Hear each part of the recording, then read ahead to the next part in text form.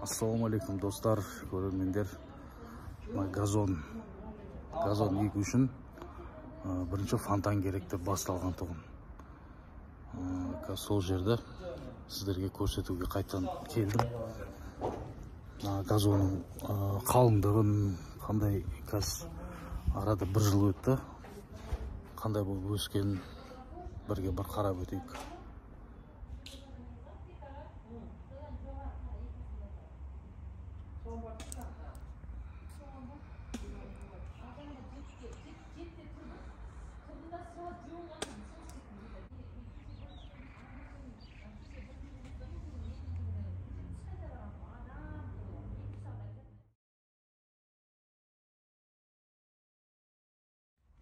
Сіздер көріп тұрғандай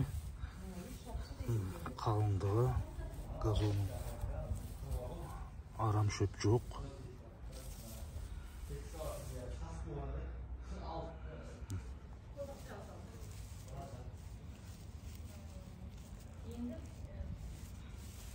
Тек қана суарып тұру керек.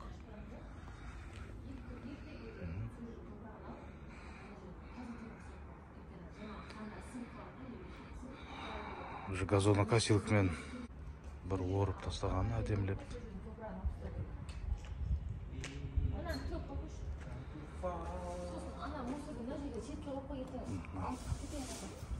Беймарал жүгіріп, бала-шағалар ойнай берсе болады. Бір тек қана мынандай фонтанчиктер бар, арнайы электронный ішке кіріп кетеді да, қайттан шығып су шашқан кезде ғана көтеріледі да жоғары қарай. Су өшкен кезде қайттан жиналатын варианттар бар. Біздің вариант осындай болды. 1,5 метрден шашады, арасы 3 метрден. Ана мен мынаның арасы 1,5 метрден су шашады. Мына жерде регулировкасы бар. Бұрайсын, қараш қандай керемет.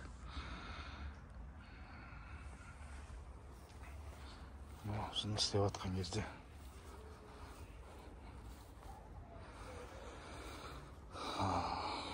мынандай сарғайып кететін жерлері бар. Бұл бәрі сол суарып тұрғаннан байланысты. Өте қатты қарау керек, суарып тұру керек. Суармаған сайын бұлар сарғаяды.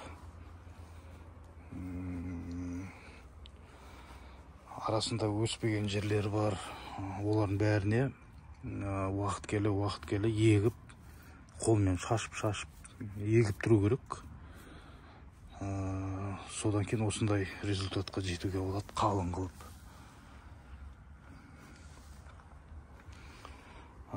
Қазір үйдің егесімен сөйлесеміз. Көрермендер қойған сұрақтары бар. Қандай қиындықтардан өтті,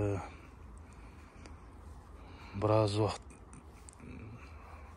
қалай болады екен деп уайымдап жүрген. Көп жерлерінде шөп шықпай, арам шөптері көбейіп, суарған сайын арам шөптер де шығады бәрі. Қалай құртам деп дәрі сеуіп, оларда көшпей қайттан. Бірақ оларды қайта шыға беріп, әйтеуір бір күндер бәрі тоқтады.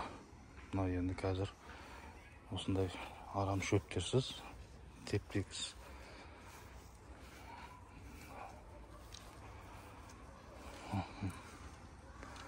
Өсін егесі. Қалай жақсы өскен сияқты ма? Қалыңдығы бәрі әдемі болып тұр ғой, қараш. Балдар, қыздар ойнап жүрген шығар үстінде уже. Бірақ мыналар ана жиналатын алу керекпін да. Су сепкен кезде фиштетіп қайта шады. Оны қайтадан істеу керек екен, қазып. Ондай бар. Сол үшін басында ойлану керек, қазір қайттан істеу үшін біраз азапқа түсесіңдер.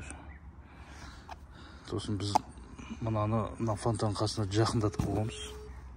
Бұл осы каналдың өшіріп босатыны. Бұны да 1 метр ана жерге істелу керек еді. по идее чтоб мынаяктан да суу шашкан кезде, мынакты жапкан кезде шомулмайсың.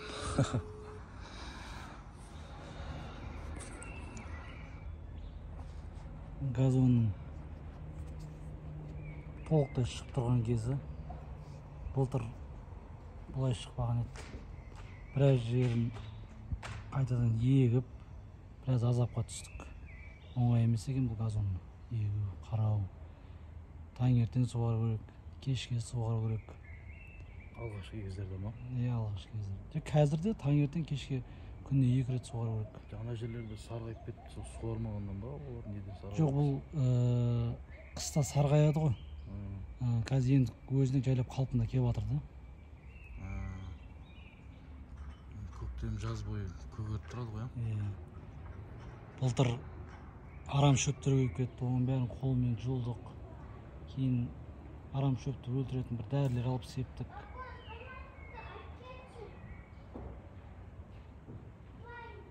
Сарғайып тұрғанға мән бермей қойыңыздар, ол қыстан кейін осындай болады өзі. Жайлап қалпына келіп жатыр да кез. Бірінші кездерден ол біраз жерлерінде шықпай қалған еді ғой, газондар. Олар қайта егіп отыр, сеуіп ектің ба, или қазып көміп? Жоқ, кішкене қазып, сонымен тырмамен кішкене тырмалап, бетіне сеуіп, одан кейін үстіне тағы да не? Осы жерлерде емес пе, да? Құм сеу керек үстіне тағы да. Осы жерлерде еді ғой, аз болып тұратындар.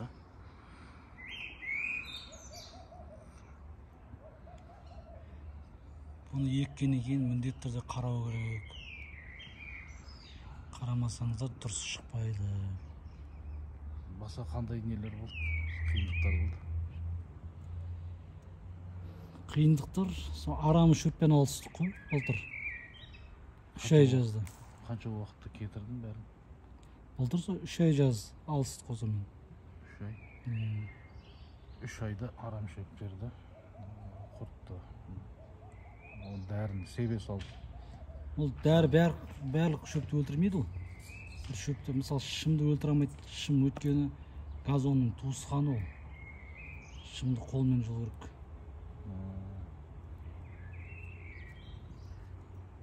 Қазір биылда арасында кішкене арам шөптер шыққан. Соны жайлап қолмен жұлып тастау керек. Енді бірақ өздеріңіз көріп тұрғандай 95% шығып тұр ғой газон.